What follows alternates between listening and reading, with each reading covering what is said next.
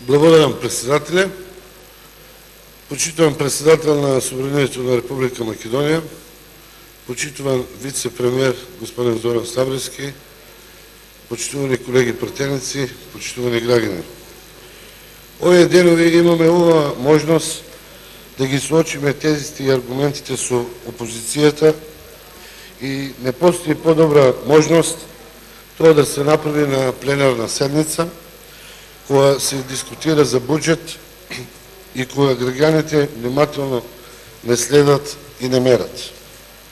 Овие денови ќе преовладува и доминира дебата со бројки и статистики, така што јас во мојот говор нема да се повторувам со моите колеги, туку во мојот говор ќе биде во насока да расветлам една дилема од перспектива кој има легитимитет да зборува за буџет, за финансии, економија, развој на стопанството во Република Македонија. Јас како член на Комисијата за финансирање и буџет учествував активно во амандманската расправа. Имено буџетот секако е единствен стратешки документ во државата, каде се преточени и каде партиципират интересите на сите граѓани на Република Македонија.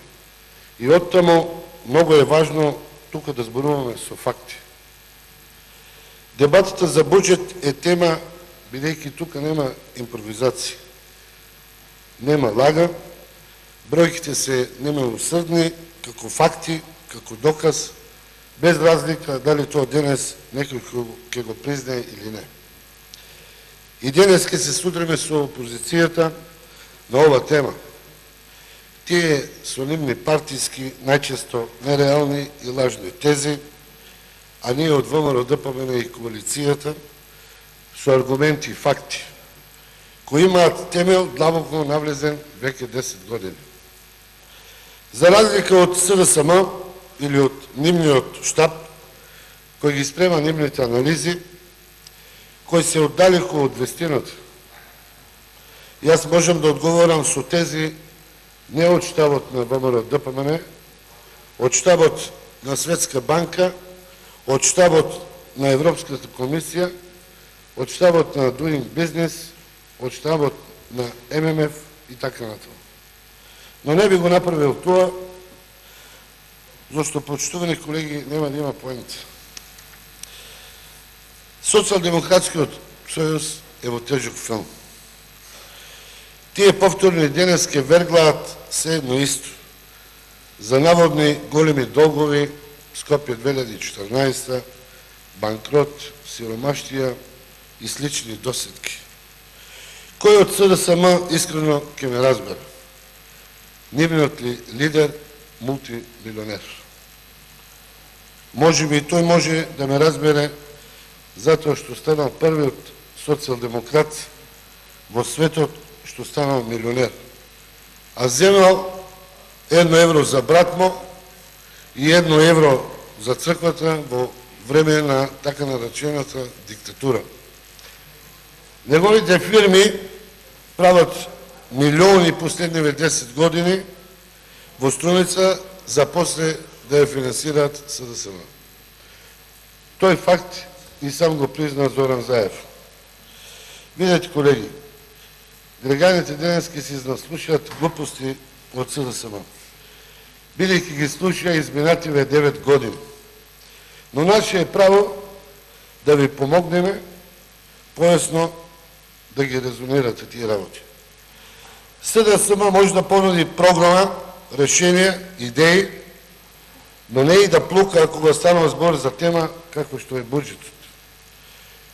Буџетот не ја креира економската иднина во 2016 на сите граѓани во Република Македонија. Може да плука партија која нешто направила, изградила и заради тоа има легитимитет.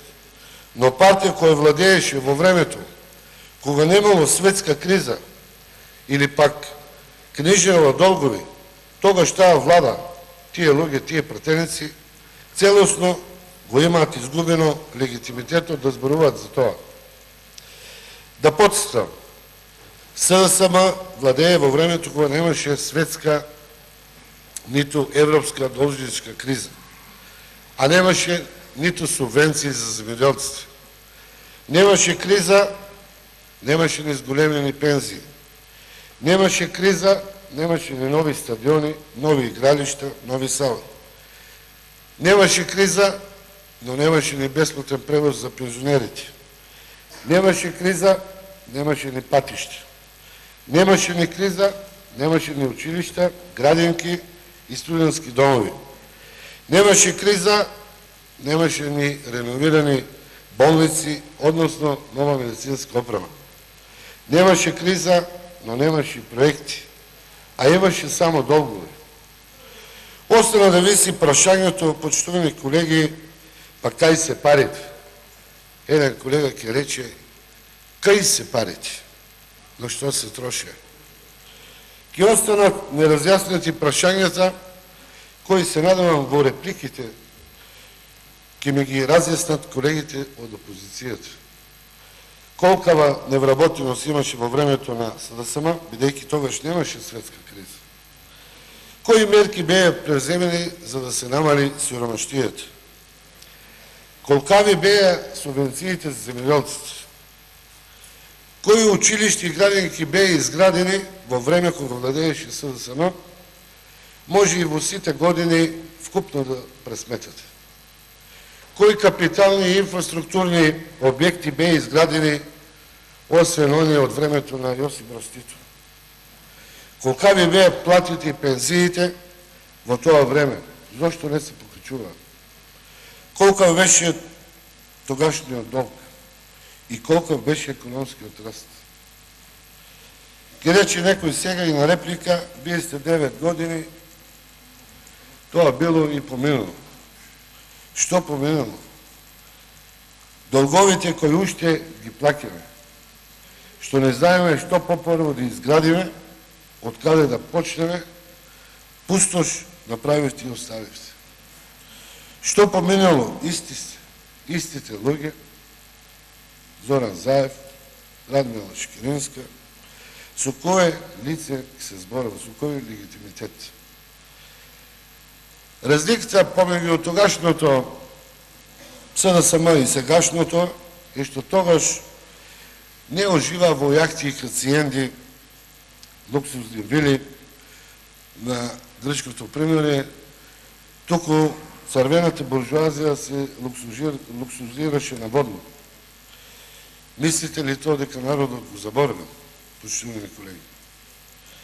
Затоа немате никаков образ да зборите за финансии, за економија, за стопанство, за развој на буџет. Немате ништо оставено за себе. Не ме препознаваат граѓаните ни по едно дело, освен по создавање на афери, скандали, јахти, хациенди и плачење по странски амбасади. Тоа е вашиот капитал, тоа е СДСМ. Се запрашали зошто народот не ви верува? Јас ќе ви кажам. Зашто народот веќе гледа, слуша и размислува. Не се реалност над 50 портали и вестници, платено од Чичо Сорос и Фейсбук лајкови, делата се реалност. И ќе ви кажам една работа, поврзано со вицот дека Заев може да биде премиер само како маска на маскен бал во Струница. Струница од Скопје, кај што Зоран Заев живее, веќе една година го нема, а оддалечено е само 160 километри. Знаете ли зошто Зоран Заев не може да биде премиер и да креира буџет? Зошто како градоначалник во општина Струница, трет мандат, нема една шајка ставена. Луѓето ги чека 30 фабрики, кои ги вети, 3000 вработувања. И а зине, а излажа. А до партиски вработувања му е полна устата. Зар Македонија да направи како неговиот билет во Струница? Почитувани колеги, морам да искористам и ова прилика да ве замолам да му кажете да се симне, нека си ги вземе парталите и нека се нацърта во Струмица и нека сработи очи. Граѓаните на Струмица го чекаат. Очи му немаат видено. Има време да биде премиер. Еве КЕД ќе дојде сега Василица, ќе го пратиме кај мојот колега Крсто Муковски во Вевчане, ќе му ставиме маска од Груевски и човекот ќе биде премиер. Или ќе го пратиме во Израел, во Мосад, како ќе изиграва таму ликот на лажниот шпион Джеймс Бонд. Господине Пишев, за буџетот ве молам, ако може. Ако може за буџетот, инаку за другото. Господин председател, тоа е обширна, не сам. Не, ама точката е... Точката е буџет. Да заклучам. Затворете. Овој буџет... Тоа затворете го, сега продолжите. Овој буџет е уште подобро структуриран од претходниот буџет, бидејќи капиталните инвестиции во овој буџет се уште поголеми. И овој буџет ќе предизвика позитивни последици кои ќе бидат препознаени од најрелевантни светски и европски институции. Овој буџет ќе предизвика силен економски раст, ќе наметне уште по динамично стопанство. Овој буџет ќе креира нови работни места. Овој буџет ќе намали сиромаштијата. Овој буџет ќе испорачува уште субвенции за земјоделците. Овој буџет ќе ги зголеми пензиите на пензионерите, платите на административците. И овој буџет ќе биде насилниот одговор на тие кои сакаат македонската економија да забави или застане. И на крај, почитувани колеги, овој буџет ќе направи Македонија уште посилна, постабилна и ќе ги надмине сите предизвици. Благодарам.